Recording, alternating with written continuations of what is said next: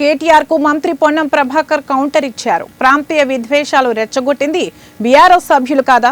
హైదరాబాద్ లో నివసించే వారిని ఏనాడు కాంగ్రెస్ విమర్శించలేదు. అత్యంత దారుణంగా ఆంధ్ర ప్రజలను విమర్శించింది కేసీఆర్. బీఆర్ఎస్ పని అయిపోయిందని ఆ పార్టీ నేత గాంధీనే చెప్తున్నారు.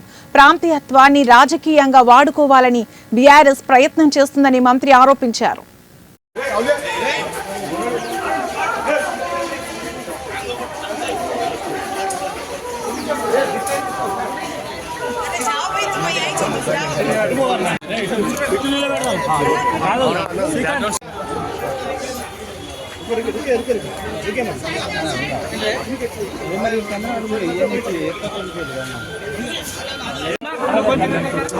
అరే ముంగట ఏముంది వెనక